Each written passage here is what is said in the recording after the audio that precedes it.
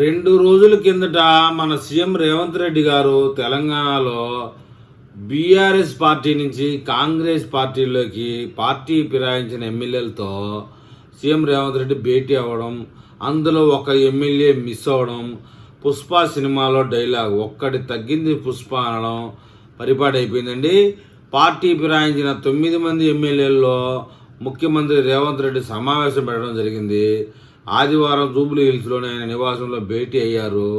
అయితే ఈ సమావేశంలో station Ghanpur MLA Kadiyam Srihari miss అయినట్లుగా సమాచారం వస్తూ ఉంది.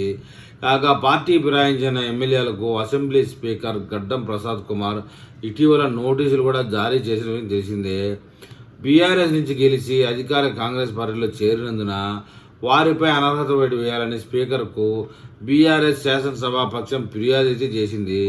ఈ ఫిర్యాదుపై విచారణకు హాజరై వివరణ ఇవ్వాలని నోటీసుల్లో స్పీకర్ పేర్కొనడం జరిగింది. వీరిలో ఒకరిద్దరు ఎమ్మెల్యేలు స్పీకర్కు ఇప్పటికీ వివరణ ఇవ్వడం కూడా జరిగింది. మిగిలిన వారు స్పీకర్ నోటీసులపై స్పందించడమే లేదు, స్పీకర్కు వివరణ ఇవ్వలేదని తెలుస్తూ ఉంది.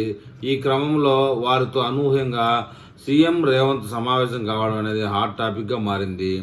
కాగా పార్టీ ఫిరాయించిన ఎమ్మెల్యేల్లో కడియం శ్రీహరి స్టేషన్ గన్పూర్, దానం నాగేందర్ ఖైరతాబాద్, తెల్లా వెంకట్రావు భద్రాచలం, బండ్ల కృష్ణమోహన్ రెడ్డి గద్వాల, ఆరికపూడి గాంధీ శేర్లింగంపల్లి, పోచారం శ్రీనివాసరెడ్డి బాన్సువాడ, గూడెం మహిపాల్ రెడ్డి పటాన్ చెరువు, సంజయ్ కుమార్ జగిత్యాల, కాళే యాదయ్య చేవెళ్ళ, ప్రకాష్ గౌడ్ రాజేంద్ర నగర్ ఉన్నారు. కానీ ఇందులో హాజరు కానటువంటి ఎమ్మెల్యే కడియం శ్రీహరి గారు స్టేషన్ గన్పూర్ నుంచి అండి.